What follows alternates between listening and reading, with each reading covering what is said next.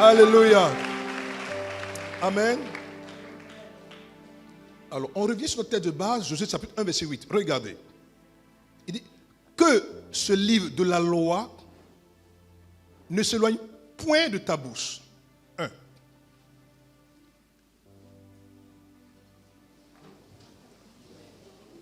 C'est bien.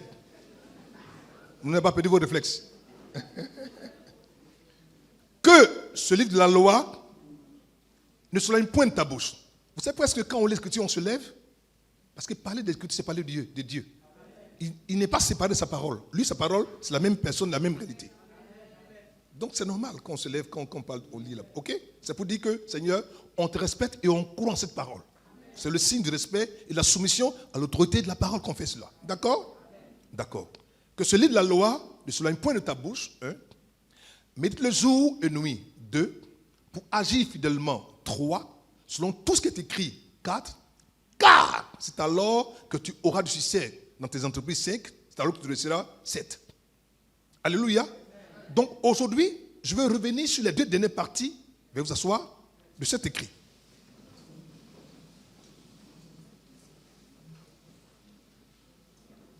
Nous allons nous rendre compte que la première partie parle de 5 approches. D'abord, que celui de la loi. Ensuite, ne sois point de ta bouche. Ensuite,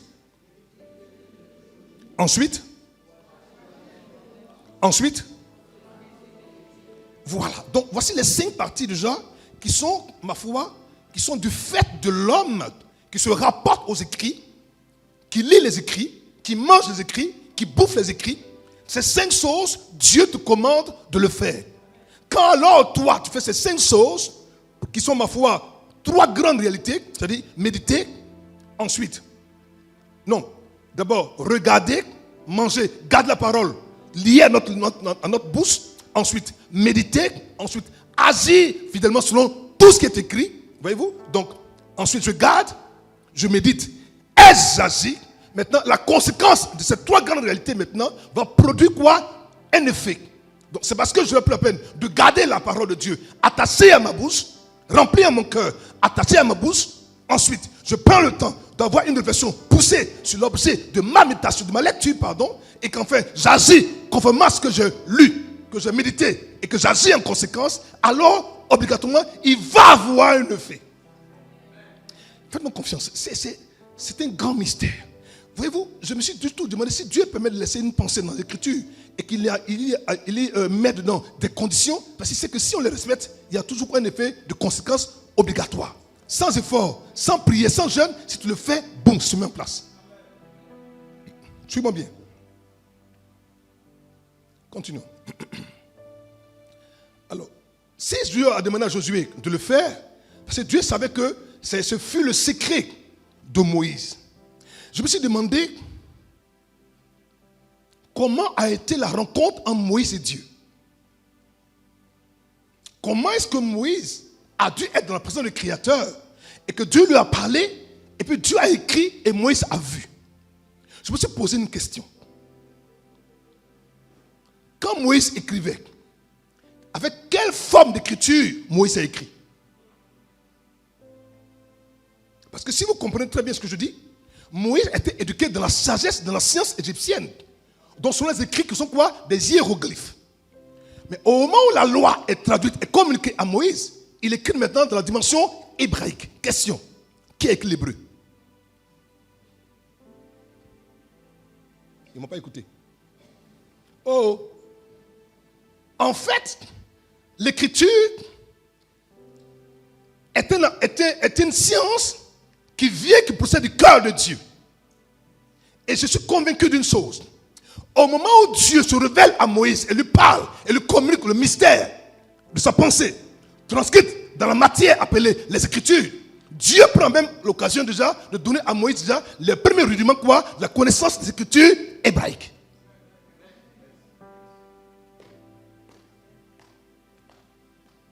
C'est pour ça que Dieu a voulu que Moïse aille chez Pharaon pour qu'il sache tenir un stylo pour écrire.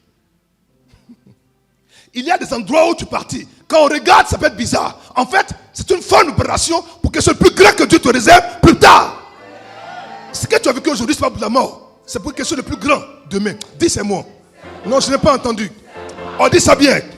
On dit dans la conviction. Ça va? Continuons.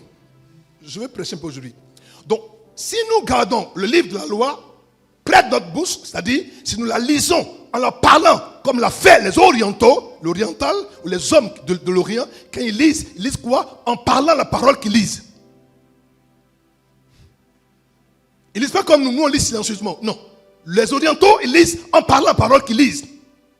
Et c'est pour ça que, parce que quand tu parles, en fait, tu nourris quoi? Tes oreilles. Et je dis que l'oreille est quoi? Est l'utérus de l'homme spirituel. Tu ne peux pas être fécondé si tu n'as pas entendu. Tu ne peux pas être fécondé si tu n'as pas émis. C'est parce que tu émets, que ton oreille écoute, que ton cœur reçoit, que ça produit quoi? Un miracle. La foi qui nous amène à plaire à Dieu a pour élément d'essence et de départ à quoi? L'émission, la parole qui est dite. Si je n'aimais pas cette parole, que je n'entends pas, alors la foi en moi, c'est pas quoi? Communiquer. Les enfants, n'oubliez pas que la foi est un esprit. Mais la parole de Dieu aussi, c'est un esprit. Vous comprenez bien? Donc c'est parce que je me connecte à l'esprit de la parole que la foi qui est un esprit peut naître et germer de mon cœur. Et quand cette foi qui est dans mon cœur, je la sors de ma bouche, elle sort avec quoi? L'esprit de la parole. En vertu de l'esprit de ce que je fais déjà, va produire quoi? Un effet par rapport à l'esprit de ce que je veux avoir. Et le monde spirituel est un monde où tout se fait d'abord dans l'esprit. Oh! Deuxième élément. Nous la méditons jour et nuit. Nous portons une réflexion poussée sur nos lectures de la loi, encore et encore, quel que soit le temps. Mes enfants, prenez plaisir à avoir du temps pour les Écritures. Faites-moi confiance. C'est un mystère. Si vous n'avez pas le temps de lire, écoutez. C'est même mieux, écoutez. Saturez votre entendement avec les Écritures. Lisez plusieurs versions. Lisez, écoutez plusieurs enseignants, de grands prédicateurs. Lisez, écoutez. Vous allez voir. Votre journée, c'est une quoi? Paisible et tranquille. Troisièmement, il dit, agissons. Troisièmement, agissons sur la loi que Dieu nous a donnée. Et agissons quoi? Totalement. Sur tout. Conformément à tout ce qui est écrit. Tout. Pas la moitié. À tout. Et on doit faire quoi? Scrupuleusement. Écoutez, la pensée de l'auteur des Écritures, appelée Dieu, Dieu est l'auteur des Écritures. Mais Dieu, c'est l'esprit suprême. C'est l'esprit transcendant. C'est l'esprit éternel. C'est l'esprit créateur. Et quand Dieu pense, ce qu'il a pensé a été transcrit. A été placé dans un document appelé livre, parchemin. Ensuite, plus tard après, livre. Mais derrière cette pensée-là, il y a un être appelé Dieu, le Dieu esprit, qui communique cette pensée-là déjà. Donc, dès l'instant où tu te rapportes aux écrits de Dieu, donc tu es connecté à sa pensée, donc tu es lié automatiquement à quoi? À son esprit. Oui. C'est pour ça que plus tu le fais de jour en jour, plus tu es lié à l'esprit de Dieu de jour en jour. Et comme l'esprit de Dieu est un esprit puissant, un esprit de gloire, un esprit de force, un esprit d'élévation, plus tu t'attaches à cet esprit, par la méditation, par l'écoute, automatiquement, la dimension de qualité, de quantité d'écoute ou d'écoute de la parole de Dieu déjà, va affecter quoi? Ton esprit.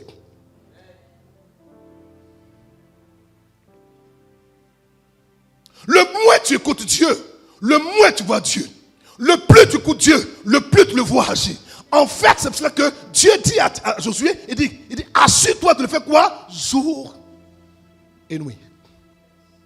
Sans interruption, fidèlement, scrupuleusement, assidûment. C'est-à-dire, fais-le. Ne te tourne ni à gauche, ni à droite. Que ta vie, tes décisions, tes actions soient modelées, soient colérées, soient dictées par la loi de Dieu. Sans te donner ni à gauche, ni à droite. Ne fais jamais rien s'il n'y a pas un fondement quoi? Scripturaire. Refuse de le faire. Refuse. Si un ouin, si un homme puissant te dit fais une chose et qu'il n'y a pas un fondement scripturaire, mon fils, ma fille, ne le fais pas.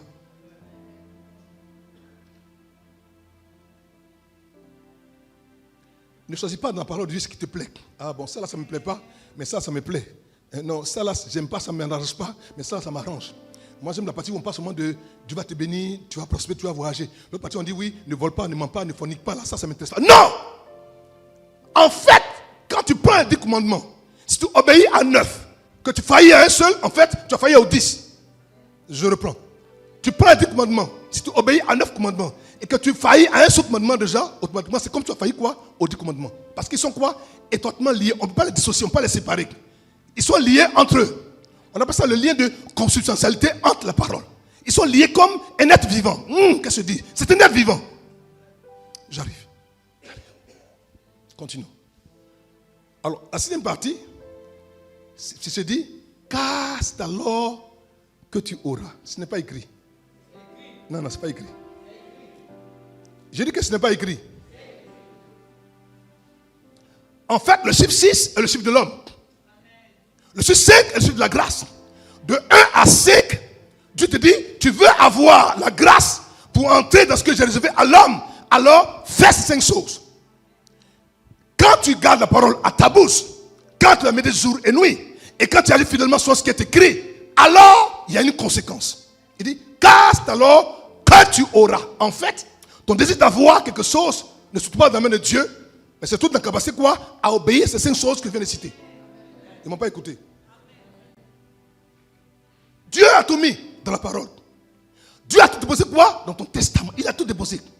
Et il te dit, mon fils, je t'invite à faire un effort, à rester attaché à ce que j'ai consigné te concernant.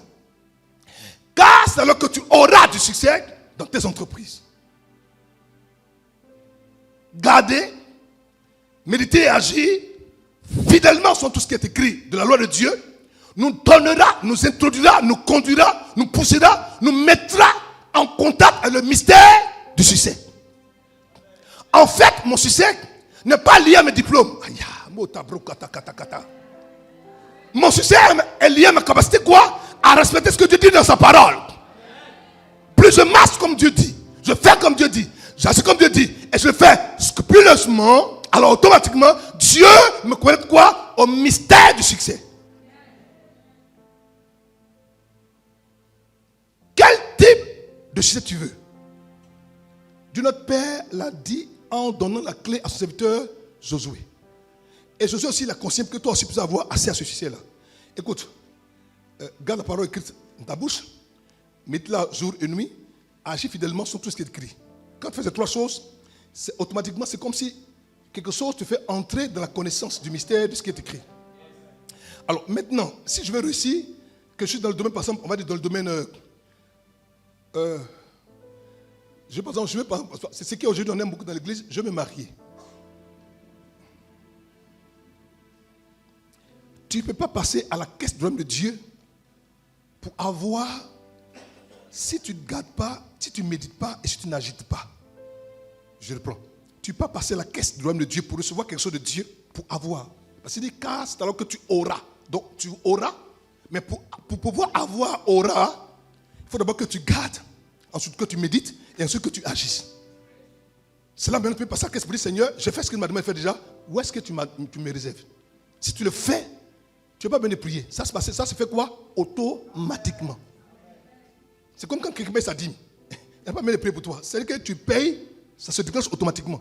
Tu fais une semence, ça se met en place. Il n'a pas besoin de prier pour toi. Parce que tu as respecté un principe. C'est la même chose. Ok. Donc, pour passer la caisse du royaume de Dieu, pour passer la caisse pour recevoir son argent, pour recevoir son travail, pour recevoir sa promotion, en fait, il faut d'abord, premièrement, garder la parole à sa bouche. Ensuite, méditer jour et nuit fidèlement sur tout ce qui est écrit. Ensuite, agir sur ce qui est écrit. Quand on le fait, automatiquement, les anges, pour permettre d'avoir à posséder, vont se mettre en place pour dire, Seigneur, il a respecté quoi? Les 5 approches, alors, 6e, il doit pouvoir commencer quoi? À recevoir le succès. Donc, sans te rendre compte, tu vas voir que tu vas créer un environnement spirituel dans lequel les anges qui détiennent le succès vont se mettre en marche pour te visiter, pour dire, mon fils, ma fille, c'est le temps pour toi de recevoir quoi? Ta percée. Tu n'auras rien fait de spécial. Tu auras seulement obéi quoi? À l'injonction du Créateur au travers de la parole écrite. C'est compliqué ça? Tu parles du sein de ta vie sentimentale. Qu'est-ce que tu fais? Il ne faut pas te fatiguer. Il ne faut pas aller lire la Bible de la Genèse pour laisser te fatiguer pour rien. Prends ta Bible, cherche tous les versets qui parlent de mariage. Sors ça. Maintenant, ces versets-là, remplis ça dans ton cœur. Maintenant, ces versets-là, confesse-les à haute voix tous les jours. Tous les jours, tous les jours, tous les jours. Ensuite, assois-toi dans ton canapé et puis commence à méditer. Tu médites, tu dis, ah, Seigneur, Tu as dit en Genèse chapitre 2, verset 18, il n'est pas bon que l'homme soit seul. Il n'est pas bon. Il n'est pas bon. Il n'est pas bon. Il n'est pas bon. Il n'est pas bon. J'ai saisi la place. Quand tu saisis ce remarque automatiquement, tu dis, je comprends pourquoi est-ce que Dieu a dit il n'est pas bon. Tu prends ça maintenant, tu dis, Seigneur, je vais maintenant agir selon ce que Dieu m'a donné de recevoir quand j'ai commencé quoi à méditer. Au moment où tu as pris cette parole, tu l'as gardée dans ta bouche, tu l'as proclamée, tu as commencé à méditer ces paroles. Maintenant, il faut agir. Mon fils, c'est que tu as fini de méditer maintenant. La soeur qui dit bonjour tous les jours là, quand tu vois ton cœur faire ça, c'est pas fait de révélation. Tu te rends compte pour dire, je sens que je suis prêt maintenant, il faut que je prenne cette soeur pour l'épouser. Elle a trop attendu maintenant. Je le vois pasteur Constant pour dire, pasteur Constant, je sens que dans cette église, une soeur me fait changer de température quand je la vois. Est-ce que j'exagère? Je n'exagère pas. Demandez à mes fils, ils vont vous dire. Quand ils ont vu les femmes pour la première fois déjà, ils sont passés de 0 à 45 degrés de fièvre. Donc, le succès sentimental, le succès marital que tu vas avoir, ça ne se trouve pas dans ma main. Ce n'est pas moi qui le tiens. Non. Ce n'est pas celui qui le tient. Ça se trouve quoi? Dans ce qui est écrit concernant quoi? Le mariage. Il t'importe, il te revient maintenant de cesser de sortir ce qui te sied le mieux par rapport au mariage et de prendre ces paroles-là, de la garder quoi? Dans ta bouche. Et ensuite de prendre du temps pour méditer quoi? Cette parole sur ce mariage, sur le verset que tu auras trouvé dans la parole de Dieu. Ensuite maintenant, agis conformément à ce que tu as trouvé et que tu regardes sur ta bouche. Agis. Et si tu agis, tu vas voir, ça va te choquer. Je parle à quelqu'un? Tu sais pendant ton travail. Il est écrit dans l'Empire de Dieu que l'ouvrier mérite son salaire. Tu dis, Seigneur, je suis ouvrier, mais mon salaire que je vois là, ça ne me plaît pas. Donc cette parole-là, tu la prends. Et tu vas la méditer. Tu lis, l'ouvrier mérite son salaire. L'ouvrier mérite son salaire. Seigneur, l'ouvrier mérite son salaire. J'ai travaillé pendant 40 jours. Je n'ai pas de salaire, Seigneur. On ne me paye pas comme je dois. Sinon, le salaire qu'on me donne, ça ne me scie pas. Seigneur, pourtant tu dis que l'ouvrier mérite son salaire. Seigneur, tu dis que l'ouvrier mérite son salaire. Tu le dis, tu le redis. À un moment donné, cette phrase, cette parole, et toi, vous allez devenir quoi? Une seule et même réalité. Ton cœur sera envahi. Ton cœur sera chargé de remplir cette réalité, cette vérité. Maintenant, il va te dire, écoute, fils, tu as vu, non? Fais un CV et puis envoie ça à telle société. Tu agis maintenant selon ce qui est écrit. Tu vas CV, tu envoies maintenant, puis on t'appelle, c'est monsieur Kofi? Tu dis oui. Mais on vous cherche depuis longtemps. Ah bon? Oui, venez. Entretien rapidement. Poste, travail, tout, voiture, service, tout. Tu commences à pleurer. Pourquoi? Parce qu'en fait, tu as pensé que c'est Kanga Blaise qui a dans sa main ta bénédiction pour ton travail. C'est pas moi. Ah non, c'est pas moi. C'est même pas le Seigneur Jésus de Nazareth. Il a tout mis dans le livre de vie. Il a tout mis dans le testament. Il a tout mis dans le livre de recettes. La Bible est un livre de tout ce qu'on appelle de toutes les recettes militaires. En fait, les Écritures, la Bible qu'on pense être des Écritures, enfin, ce sont les Écritures de Dieu, cette Bible-là déjà, ce n'est pas seulement un livre ordinaire, c'est un livre vivant, mais c'est un livre vivant pour des hommes qui vont en guerre. En fait, je me suis rendu compte que si Dieu, notre Père, est appelé le Seigneur des armées, et que c'est un militaire, donc il s'affranchit que le livre qu'il a écrit est un livre quoi, de stratégie quoi, militaire. Ils ne vont pas écouter. On peut se lever 2 secondes.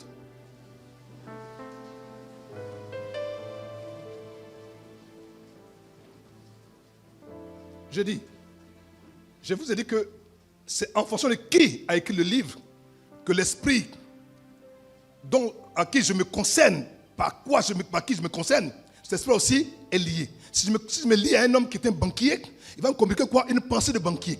Je me lie à une personne qui est un médecin, il va me lier quoi? Une pensée de médecin. Mais si je me lie à une personne qui est un guerrier, donc il va me communiquer quoi? Une pensée de guerrier. Veuillez vous asseoir.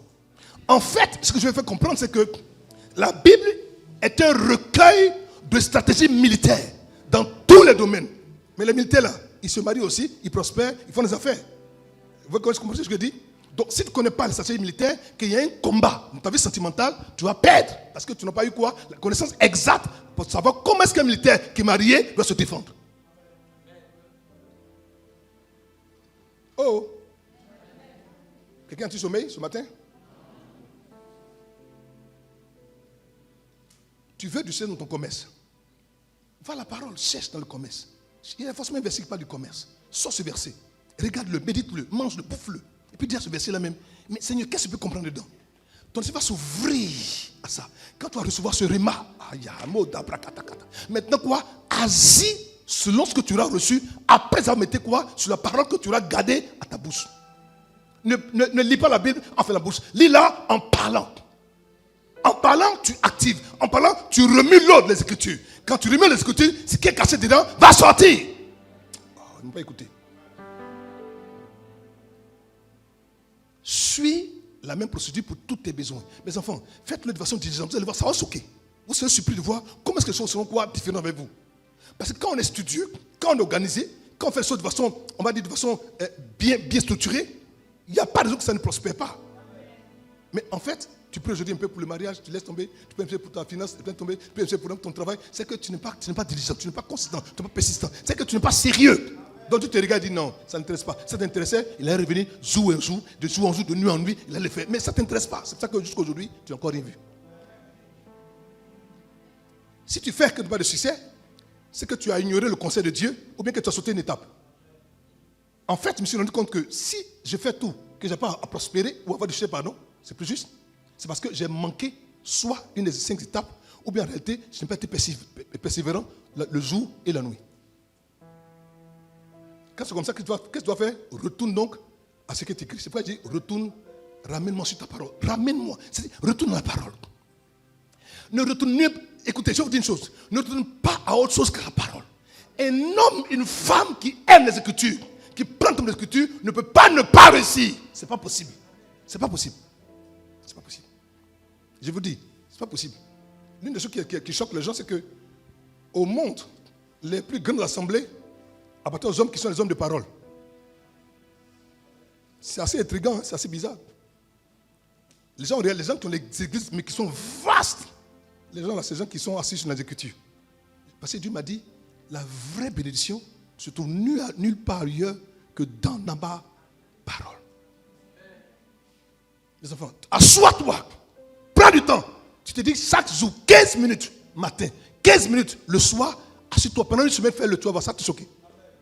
En une semaine, ton comportement, ta pensée, ta façon de faire les choses, ça va changer. Là où tu avais peur, là où tu t'es inquiété, là où tu étais vraiment quelqu'un de soucieux, tu vois que quelque chose t'a quitté.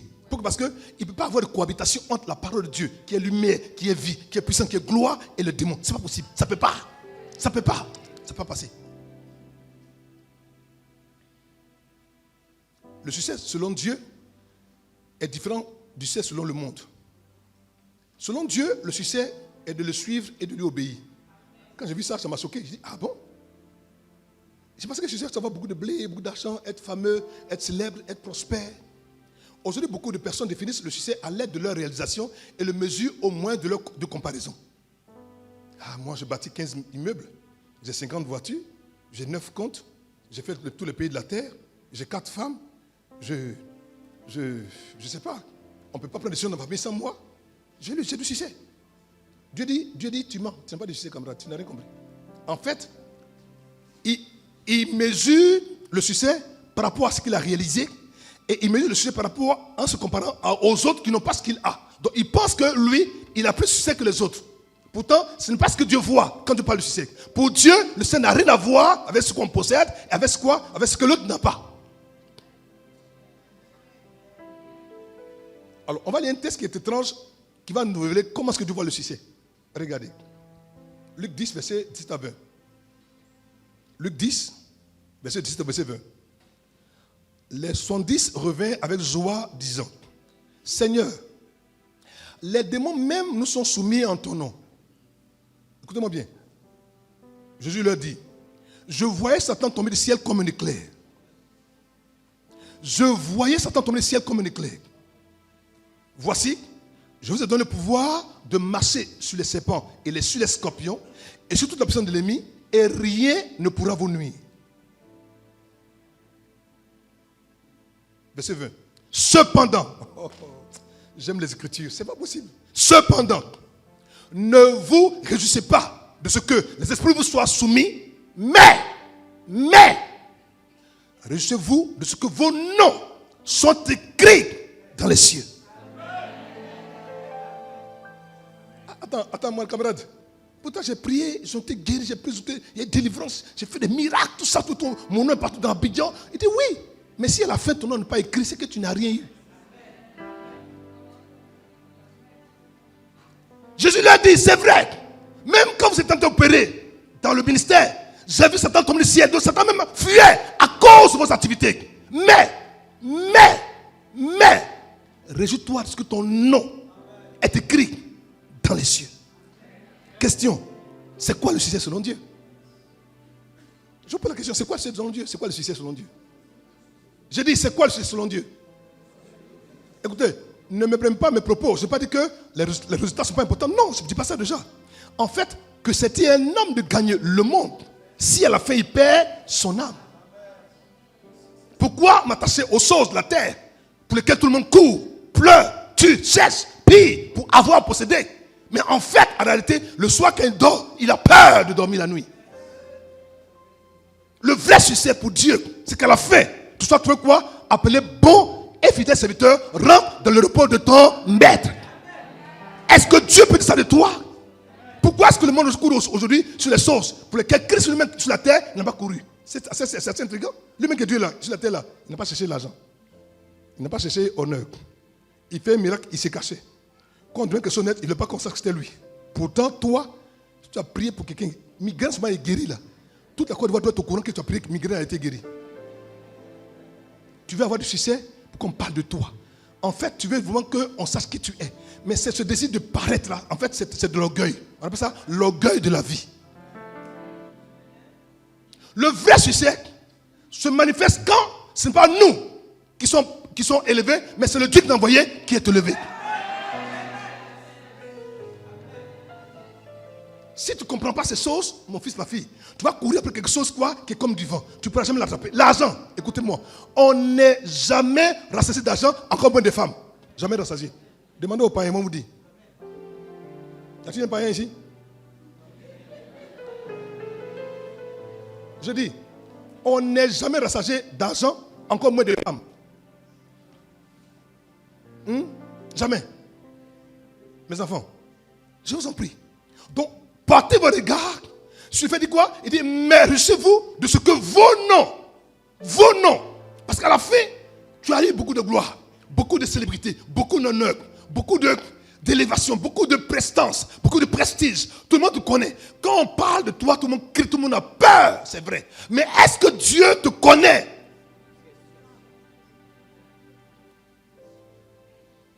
Est-ce qu'il sait qui tu es? Est-ce que ton nom est connu dans les cieux? Est-ce que Dieu t'appelle par ton nom? Est-ce qu'il sait qui tu es sur la terre? Je vais vous dire une chose, ça va vous choquer.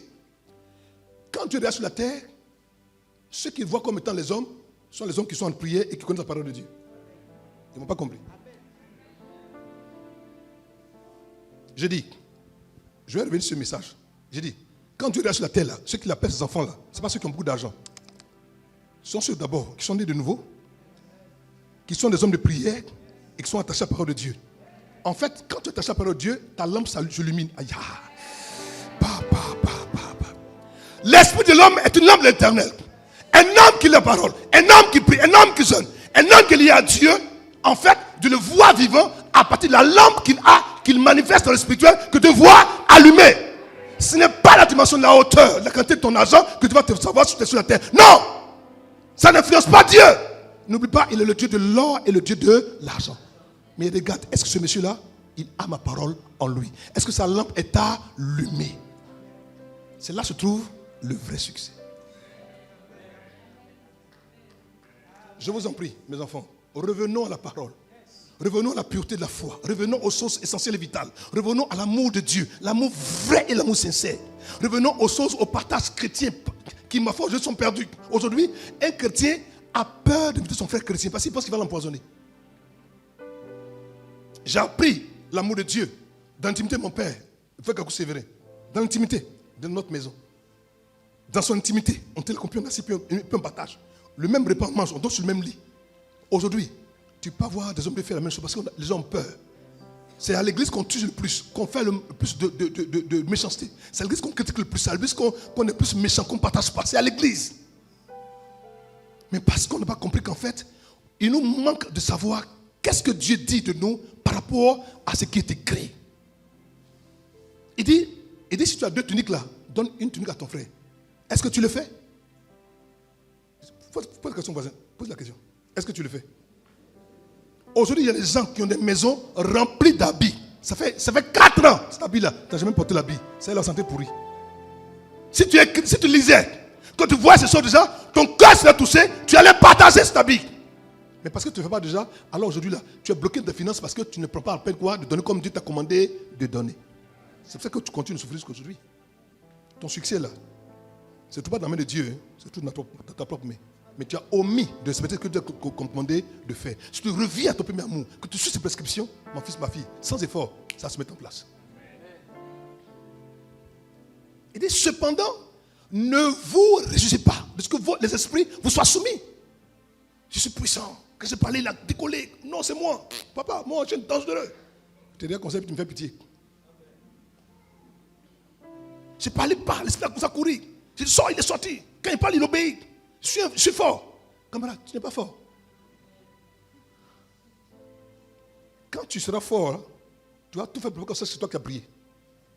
Quand tu as commencé à être bon, là, tu feras tout pour qu'on passe. Pas que toi-même, quand on priait, mais tu étais présent. Tu feras tout pour qu'on ne dise pas ton nom. Et quand ton nom, ça va te gêner, ça va te déranger. Parce que tu te rends compte que tu es en train de voler quelque chose qui ne t'appartient pas. Celui qui a fait là, il s'appelle Jésus-Christ de Nazareth. Les résultats vont passer. Les réalisations aussi vont passer.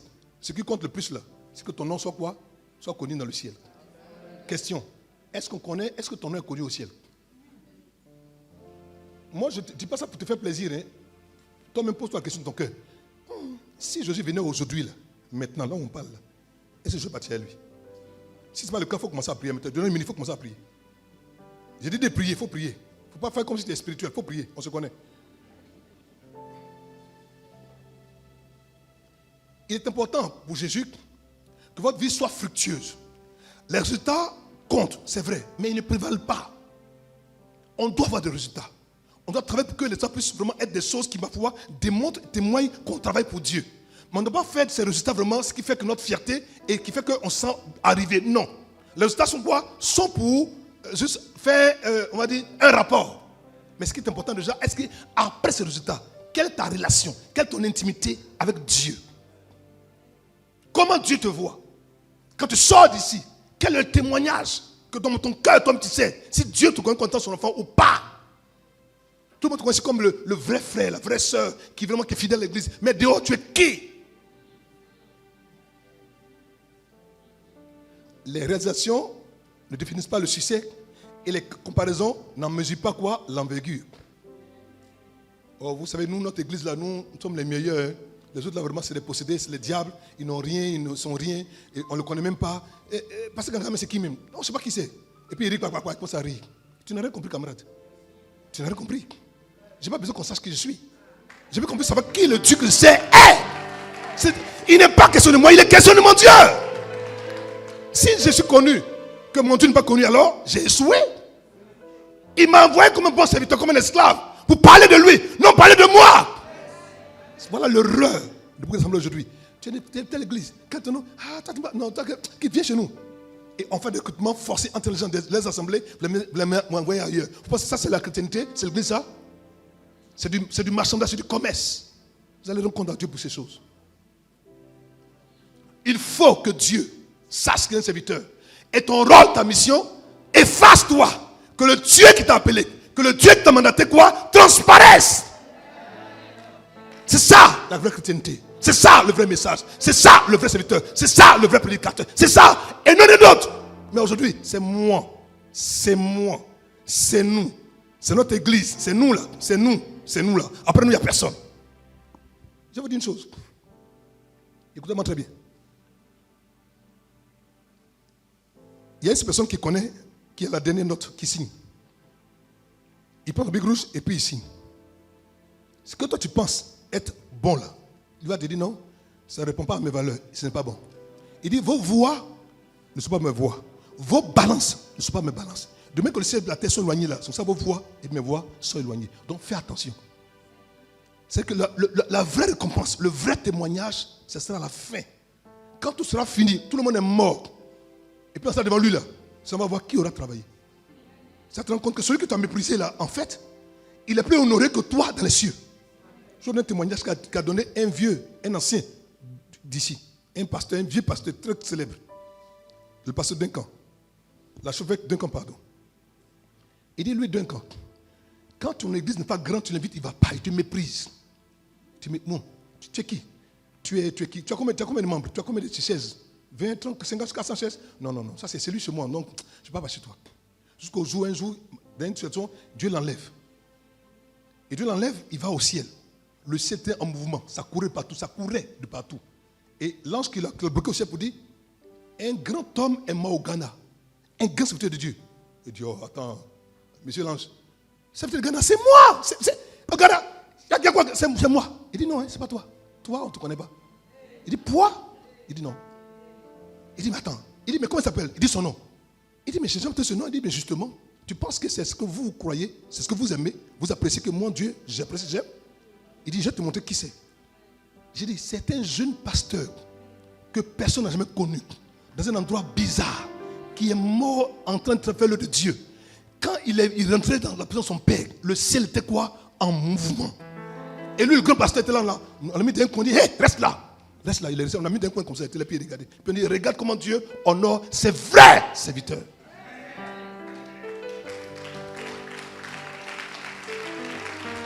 On le prend, on l'habille. Et puis le Seigneur les célèbre, tout ça, puis on le fait rentrer. Et il dit, mais je sais jamais comment c'est. Et puis l'ange lui dit, va leur dire.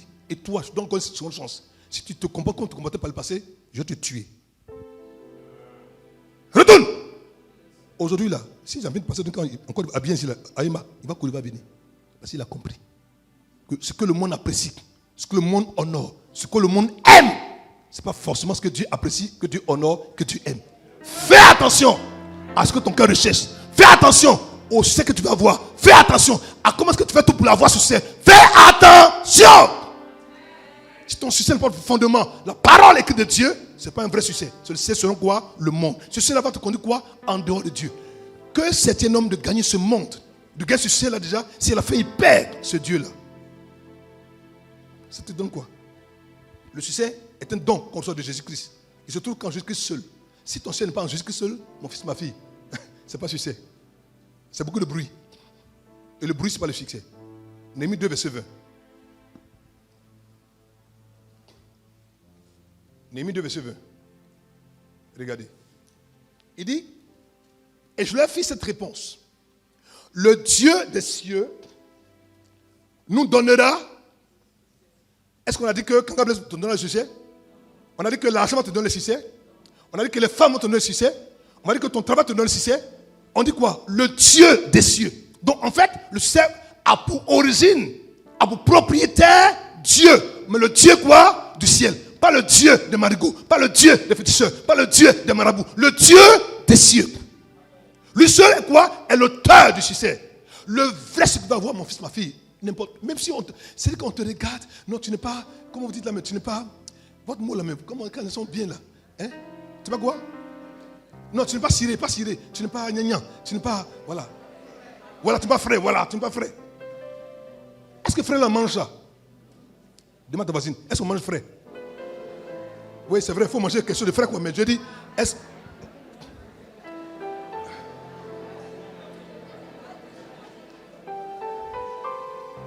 J'ai dit, écoutez-moi bien, là, je parle le langage de Nouchi, je parle français. J'ai dit, est-ce que c'est frais là qu'on mange? Les gens sont centrés comme ça. C'est-à-dire que tu regardes, tu dis, papa, c'est ça là, je veux. Tu sais ce qu'il y a en bas de centré là? Tu sais ce qu'il y a en bas?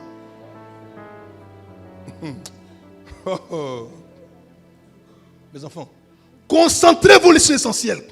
La parole de Dieu, la révélation de Dieu, sa promesse, sa pensée. C'est-à-dire, faites un effort. Et ton succès là, faites-moi confiance. Essayez, prenez du temps, méditez, priez, méditez, priez. Faites une semaine, vous allez voir. Vous allez voir qu'il va y avoir quelque chose de particulier, de différent. Vous allez voir, ça va vous choquer vous-même. Donc, ton succès vient nulle part ailleurs que du Dieu des cieux. Il dit, nous, ses serviteurs, nous nous lèverons et nous bâtirons. En fait, avant que nous bâtissions déjà, il t'a donné droit le succès. En fait, c'est parce que Dieu m'a donné le succès, parce que je suis son enfant déjà, que quand je fais une œuvre, je m'engage dans une œuvre, alors Dieu bénit, Dieu apporte du succès à l'œuvre que je fais, parce que je me suis assuré quoi? D'être lié à lui, Dieu. Il dit, mais vous n'avez ni part, ni droit, ni souvenir dans Jérusalem. C'est-à-dire que tout ce qu'on fait là, ça ne vous intéresse pas. C'est pour ça que le succès, vous allez chercher, vous n'allez jamais la voir. Pourquoi alors si le succès vraiment était lié au sur la terre, les gens qui en ont, ils ne sont jamais satisfaits? Je reprends. Ce qui me dit toujours, les gens qui ont beaucoup d'argent là, ils continuent de chercher l'argent, ils ne s'arrêtent jamais. C'est pas bizarre ça? Ils cherchent. Et puis plus en ont, plus ils sont méchants. Plus en ont, plus ils sont comment dire? Quand ils ne donnent pas, comment on appelle ça? Ils sont comme les agneaux. Voilà. C'est pas moi qui ai dit, hein? C'est ce que tout le monde dit que j'ai dit aussi. Parce qu'en fait, il y a à l'intérieur d'eux quelque chose qui cherche. Ils pensent que si j'ai par exemple 1 million, je serai heureux. Et c'est pas que le vrai succès se trouve lorsqu'on obtient quelque chose qui nous produit quoi? Le bonheur. Mais si tu obtiens 1 million, que tu vois que ton cœur n'est pas encore satisfait, tu dis, bon, si j'ai 2 millions, c'est là, tu prends, tu as 2 millions. Tu dis non. Si j'ai 10 millions, tu dis non. Si j'ai 20 millions, et si 100 millions, 1 milliard, 2 milliards. Et il cherche, et en fait, plus il cherche, moins il a le temps de jouir de ce que le peu que Dieu lui a donné. Parce qu'en fait, il lui manque quoi? L'essentiel. L'essentiel, c'est quoi? L'Esprit de Dieu que tu obtiens, que tu nourris, que tu actives par la parole de Dieu. Quand cette parole n'est pas en toi, tu ne peux même pas jouir du peu que Dieu t'a donné. Oui! Mes enfants, je vous en prie, je préfère avoir peu d'argent. Avec l'harmonie, ma femme, mes enfants, on est heureux. Que plus d'argent, puis je n'ai pas le temps pour eux. C'est fou, c'est bête. Et les riches là, leurs enfants là, ils ont des maladies bizarres, ils ont des problèmes de santé, ils sont séparés, ils ne s'entendent pas, ils se détestent. Parce que pourtant ils ont tout l'argent de la terre. Ça, c'est quel succès ça? Ça, c'est la mort. Le vrai succès, tu as tes 100 000, ta petite daille, ton fiston. Vous m'allez petit poc avec petit Coca-Cola. Je vous connais. C'est pas ça qui vous réjouit. Et puis tu es là, tu tapes la salle comme ça. Oh, je t'aime quoi. Elle toi aussi, oh, moi je t'aime quoi. Et puis voir bébé là, vous tapez le bébé comme ça. Oh. Ça là, l'argent ne paye pas. C'est quelque chose que les gens cherchent à avoir. Vous savez qu'aujourd'hui en France, il y a des hommes qui perdent de l'argent pour avoir accès à de certains foyers. Je reprends. Des gens en France, ils donnent de l'argent aux gens. Pardon, je vais être vraiment dans votre foyer parce que quand vous êtes heureux, il va plus pour être vraiment pour avoir un semblant de bonheur, pour voir comment ça se passe dans les familles qui sont unies. Ils payent de l'argent pour ça, pour nous pendant une semaine. Oui, en France. Parce qu'ils ne connaissent pas ce que ça veut dire. Ils sont dans des familles divisées. Papa et maman ne se parlent pas. C'est la guerre entre eux. Ils se battent. Ils ont fait le bagarre à la justice. C'est-à-dire, les enfants sont décousus depuis le bas âge. Regardez ce qui s'est passé dernièrement en France. Vous avez vu ce qui est passé aux Jeux Olympiques? Vous avez vu ce qui s'est passé? Je vous pose une question. Regardez-moi. Qu'est-ce que sport a à voir aller gâter le nom de Dieu? Qu'est-ce que ça a à voir? Écoutez-moi, réfléchissez bien. Qu'est-ce que des Jeux Olympiques ont à voir aller montrer des gens qui sont les pires individus de la terre et qu'on représente une scène aussi sacrée que la scène du Seigneur avec les apôtres? Pourquoi ça? Il veut nous faire comprendre que maintenant, eux là, Dieu là, ils s'en foutent de Dieu. Si elles s'en foutent de Dieu, nous aussi on s'en fout d'eux. N'ayez pas peur de montrer au monde que Christ est pour vous. N'ayez pas peur. Ils n'ont pas peur. Nous aussi on ne doit pas avoir peur. Parce qu'ils parlent, ils font, on n'agit pas. Maintenant là, quand on fait, on va faire pour nous aussi. C'est quoi mais cette affaire? On dit d'aller courir. Mais qu'est-ce que le monsieur là? Qu'est-ce que ça a à voir? Pourquoi est-ce qu'on ne peut pas faire la représentation de Mahomet? Ils connaissent? Ils savent. Ils savent. Pourquoi est-ce qu'on ne peut pas faire ça? C'est une moquerie. C'est une injure à notre Dieu. À la foi que nous avons déjà. Dans un pays comme la France. C'est une honte. J'ai dit, mais attends, c'est quoi cette affaire? C'est pour ça que je vous en prie. Écoutez-moi. J'ai dit, laissez la terre là, ça ne me dit rien. Je m'en fous. C'est quoi? C'est ça. Les honneurs, on peut les honneurs. Et vous allez voir que les grands hommes de Dieu, les grands ministères, les grandes églises, personne ne parle parce qu'ils ont peur de perdre les privilèges. Parce qu'ils pensent que c'est un homme qui peut les bénir. C'est faux. La bénédiction, ça ne vient ni du nord, ni du sud, ni de l'est, ni de l'ouest, mais c'est de l'Éternel que vient la bénédiction et l'élévation. De quoi tu as peur? De quoi? Des hommes sont morts pour que cette parole que tu as aujourd'hui là soit conservée, soit gardée. Ils sont morts pour ça. Arrêtez-moi cette affaire. Il a dit, le monde entier est réuni. Et puis c'est la tête de Baal qu'on présente. La tête de Baal. La tête de Baal. on monte les cavaliers de la mort. Ça vous dit rien? Ils s'en foutent de Dieu. Pardon, ils se fichent de Dieu. Et comme ils se fichent de Dieu, nous aussi on se fout aussi d'eux. Enfin, ils nous énervent tous ces gens-là. Mes enfants, je vous en prie, n'ayez pas honte de témoigner de Jésus-Christ de Nazareth. Mais c'est devant un président, dites-lui, il y a un seul Dieu, un seul roi, un seul sauveur, un seul chemin. Il s'appelle Jésus-Christ de Nazareth. Dites-le. N'ayez pas honte. Parce qu'ils n'ont pas honte de montrer leur diable. Ils n'ont pas honte de le montrer, de le présenter. Ils n'ont pas honte. S'ils établissent des statues de Baphomet dans des endroits les plus publics et qu'ils adorent ouvertement maintenant, nous aussi, on va sortir même pour adorer ouvertement. Les lois des nations sont échangées. Mes enfants, c'est des signes pour dire que l'ennemi, l'antichrist là, il est déjà prêt à prendre le contrôle de la terre. Mais tant que nous on est sur la terre, il ne passe pas ici. Il ne passe pas. Tant que l'on crie à Dieu, tant qu'on prie, tant qu'on jeûne, tant qu'on dit Jésus, il ne peut pas passer. C'est que vous pensez que c'est succès là. Vous, les grands sportifs, personne n'a pu dénoncer ça. Parce que ça menace leurs intérêts.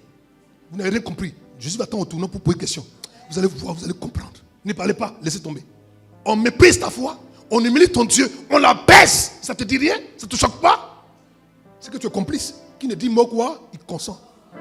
C'est pour ça que j'ai parlé, Seigneur. Moi, il finit de parler pour moi. À chacun sa bouche. Que Dieu vous bénisse.